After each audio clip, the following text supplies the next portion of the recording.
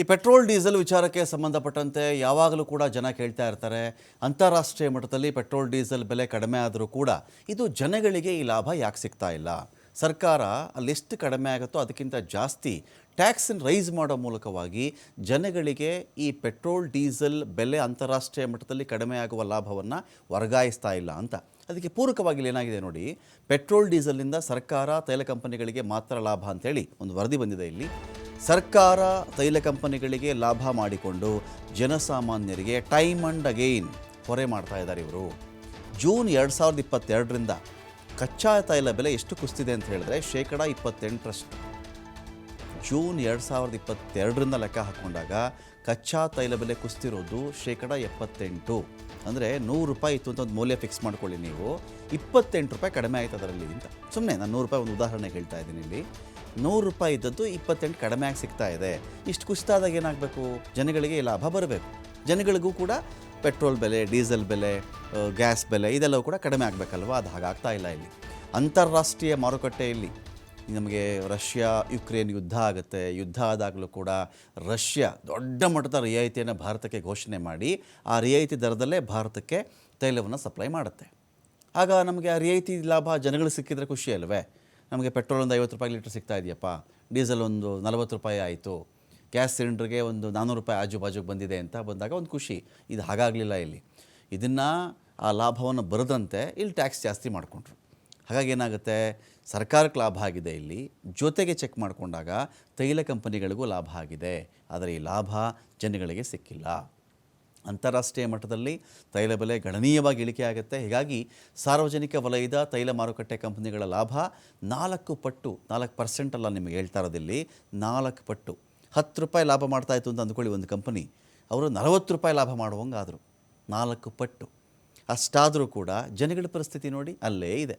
Petrol ಅಷ್ಟೇ, diesel ಅಷ್ಟೇ. ಇವಾಗ ಯಾವುದೇ ರೀತಿ ಲಾಭ ಜನಗಳಿಗೆ ಸಿಕ್ಕಲಿಲ್ಲ. 2022-23ಕ್ಕಿಂತ 2023-24ರಲ್ಲಿ ತೈಲ ಕಂಪನಿಗಳಿಗೆ ಜಾಸ್ತಿ ಲಾಭ ಸಿಕ್ಕಿದೆ. IOCL, BPCL, HPCLಗೆ ಲಾಭ ಆಗಿದೆ. ಸಾರ್ವಜನಿಕರಿಗೆ ಮಾತ್ರ ತೆರಿಗೆ ಹೊರೆ ಬಿಸಿ ಜಾಸ್ತಿಯಾಗಿದೆ.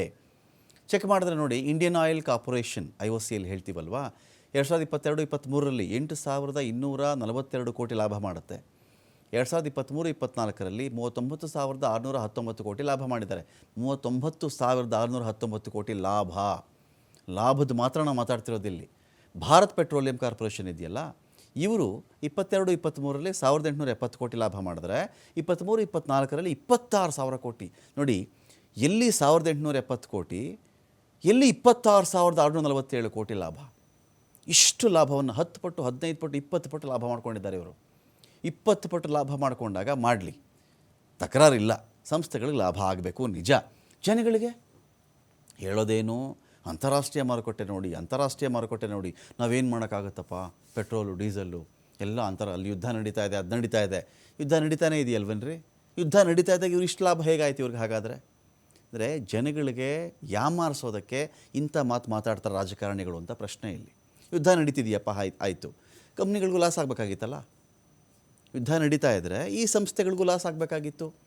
ಏನು ಕೇಳಲಿ, ಯುದ್ಧ, ಕೋವಿಡ್, ಯುದ್ಧ, ಕೋವಿಡ್. ಕೋವಿಡ್ ಕಾಲದ ಇನ್ನೊಂದು ಕಥೆ ಇದೆ. ಕೋವಿಡ್ ಕಾಲದಲ್ಲಂತೂ ಒಂದು ಬ್ಯಾರಲ್ಗೆ $18 ಇಳಿದುಬಿಟ್ಟಿತ್ತು ತೈಲ ಬೆಲೆ. $18 ಇಳಿದಾಗ ನಿಮ್ಗೆ ಕೊಟ್ಟಿದ್ರೆ ಬೇಕಿದ್ರೆ ₹18 ಲೀಟ್ರ್ ಕೊಡ್ಬೋದು ರೀ. ₹18ಗೂ 1 ಲೀಟ್ರ್ ಪೆಟ್ರೋಲ್ ಕೊಡ್ಬೋದು. ಆವಾಗ ₹20 ಕೊಡ್ಬೋದಾಗಿತ್ತು, $35 ಕೊಡ್ಬೋದಾಗಿತ್ತು. ಮಾಡಲೇ ಇಲ್ಲ.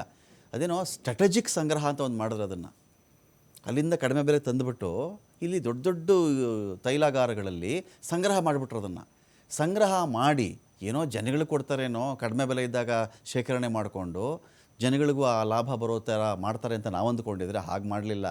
ಅದನ್ನು ಆಮೇಲೆ ಮಾರಿದ್ರು. ಅದರ ಬೆಲೆ ಜಾಸ್ತಿ ಆಯ್ತಲ್ಲ ಬ್ಯಾರಲ್ಗೆ, ಅವಾಗೇನು ಮಾಡಿದ್ರು? ಮಾರಿದ್ರು.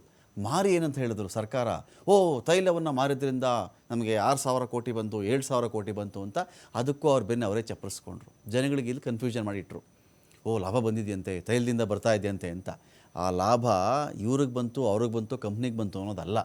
ಜನಗಳಿಗೆ ಪೆಟ್ರೋಲು, ಡೀಸೆಲ್ಲು, ಗ್ಯಾಸ್ ಬೆಲೆ ಕಡಿಮೆ ಆಗಿದ್ದರೆ ಆ ಲಾಭ ಬಂತು ಅಂತ ಅರ್ಥ ಆಗಬೇಕಾಗಿತ್ತಲ್ವೇ? ಹಿಂದೂಸ್ತಾನ್ ಪೆಟ್ರೋಲಿಯಂ ಕಾರ್ಪೊರೇಷನ್ ಕಥೆ ನೋಡಿ. ಇಲ್ಲಿ 2022-23ರಲ್ಲಿ 8,947 ಕೋಟಿ ಲಾಭ ಮಾಡ್ತಾರೆ ಇವರು. ನೋಡಿ, 8,000. 2023-24ಕ್ಕೆ ಹೆಚ್ಚು ಕಡಿಮೆ ಡಬಲ್ 14,694 ಕೋಟಿ ಲಾಭವನ್ನು ಮಾಡ್ತಾರೆ.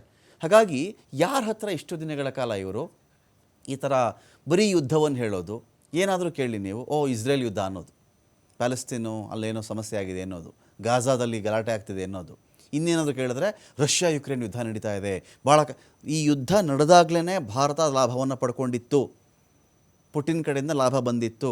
ದೊಡ್ಡ 25%ಗಿಂತ ಇನ್ನೂ ಕಡಿಮೆಗೆ, ಅದಕ್ಕಿಂತ ಇನ್ನೂ ಜಾಸ್ತಿಗೇ ಪುಟಿನ್ ಭಾರತಕ್ಕೆ ತೈಲ ಕೊಡ್ತೀನಿ ಅಂತ ಆಶ್ವಾಸನೆ ಕೊಟ್ಟಿದ್ದು ಬಂತು ಕೂಡ.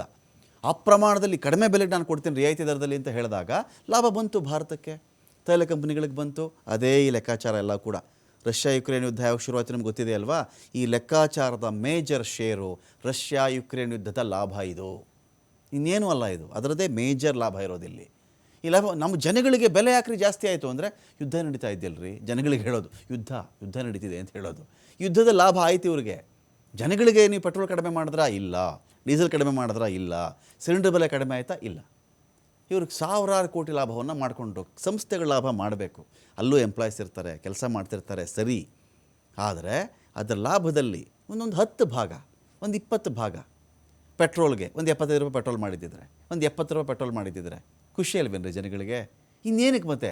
ದೇಶ ಅಂದರೆ ಜನ ಚೆನ್ನಾಗಿದ್ರೇ ದೇಶ ಅಲ್ವೇ? ಮತ್ತು ಇದು ಇವ್ರ ಲಾಜಿಕ್ಗಳೇ ಇದರಲ್ಲಿ ಅರ್ಥ ಆಗಲ್ಲ ನಮಗೆ. ಡೀಟೇಲ್ಸ್ ಕೊಡೋಕ್ಕೆ ಇದಕ್ಕೆ ಸಂತೋಷ ಇದ್ದರೆ ಸಂತೋಷ.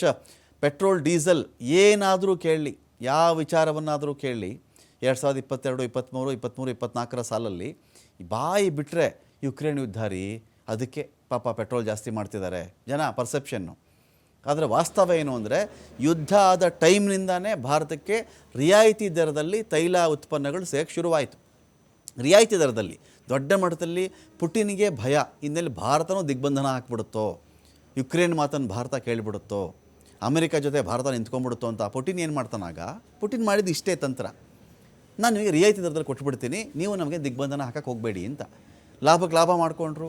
ಕಂಪ್ನಿಗಳಿಗಾಗಿರೋ ಲಾಭ 10 ಪಟ್ಟು 15 ಪಟ್ಟು ಲಾಭ ಆಗಿದೆ ಇಲ್ಲಿ. ಸೊ ಹೀಗಿದ್ದಾಗ ಜನಗಳಿಗೆ ಯಾಕೆ ವರ್ಗಾವಣೆ ಆಗಲಿಲ್ಲ ಈ ಲಾಭ ಅಂತ.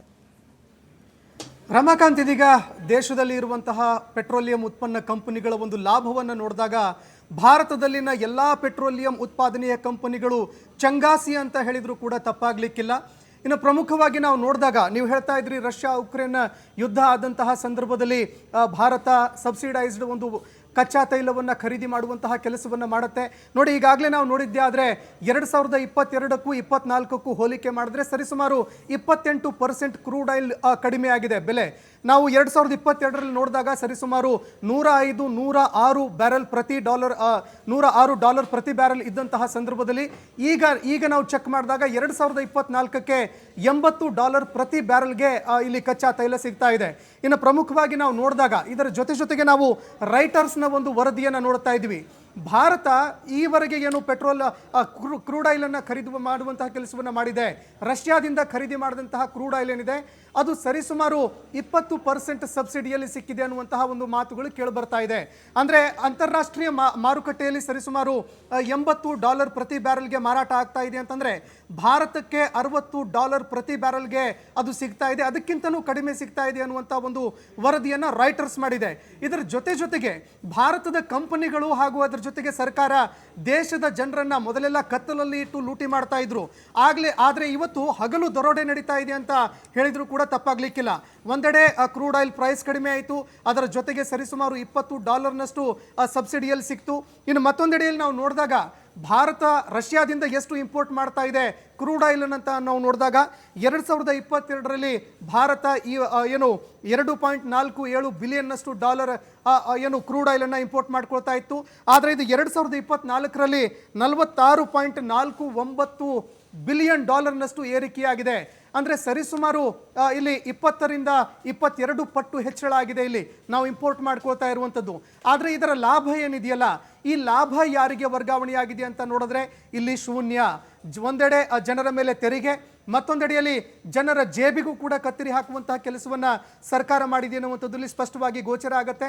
ಇನ್ನು ಪೆಟ್ರೋಲ್ ಡೀಸೆಲ್ನ ರೇಟ್ ಜಾಸ್ತಿ ಆಗೋದ್ರಿಂದಾಗಿ ದಿನಬಳಕೆಯ ವಸ್ತುಗಳಿದೆಯಲ್ಲ ಇದರ ಮೇಲೆ ನೇರವಾಗಿ ಇದರ ಪರಿಣಾಮ ಬೀರುತ್ತೆ. ಒಂದು ತರಕಾರಿ ಆಗಿರಬಹುದು, ಅದೇ ರೀತಿ ರೀತಿಯಾಗಿ ಇನ್ನಿತರ ಗೃಹೋಪಯೋಗಿ ವಸ್ತುಗಳಾಗಿರಬಹುದು, ಇದನ್ನು ಒಂದು ರಾಜ್ಯದಿಂದ ಮತ್ತೊಂದು ರಾಜ್ಯಕ್ಕೆ ಎಕ್ಸ್ಪೋರ್ಟ್ ಮಾಡಬೇಕಾದ್ರೆ, ಒಂದು ಊರಿನಿಂದ ಮತ್ತೊಂದು ಊರಿಗೆ ಎಕ್ಸ್ಪೋರ್ಟ್ ಮಾಡಬೇಕಂದ್ರೂ ಕೂಡ, ಅದನ್ನು ಟ್ರಾನ್ಸ್ಪೋರ್ಟೇಷನ್ ಅಂತಾದರೂ ಕೂಡ ಅಲ್ಲಿ ಟ್ರಾನ್ಸ್ಪೋರ್ಟೇಷನ್ ಕಾಸ್ಟ್ ಬಿದ್ದೇ ಬೀಳುತ್ತೆ. ಇಂತಹ ಸಂದರ್ಭದಲ್ಲಿ ಪ್ರತಿಯೊಂದು ವಸ್ತುಗಳ ಬೆಲೆ ಕೂಡ ಹೆಚ್ಚಳ ಆಗುವಂತಹ ಸಾಧ್ಯತೆಗಳು ಅತಿ ಹೆಚ್ಚಾಗಿರುತ್ತೆ. ಇದು ನೇರವಾಗಿ ಬೆಲೆ ಏರಿಕೆ ಮೇಲೆ ಪರಿಣಾಮವನ್ನು ಕೂಡ ಬೀರುತ್ತೆ. ಆದರೆ ಇಲ್ಲಿ ಸರ್ಕಾರ ಜನರ ಜೇಬಿಗೆ ಹೊರೆಯನ್ನು ಹಾಕಿ ಕಂಪನಿಗಳಿಗೆ ಪ್ರಾಫಿಟ್ ಮಾಡುವಂತಹ ಕೆಲಸವನ್ನು ಏನಾದರೂ ಮಾಡ್ತಾ ಅನ್ನುವಂತಹ ಪ್ರಶ್ನೆ ಇದೀಗ ಕಾಡ್ತಾ ಇದೆ Ramakant. Okay, thank you Santosh.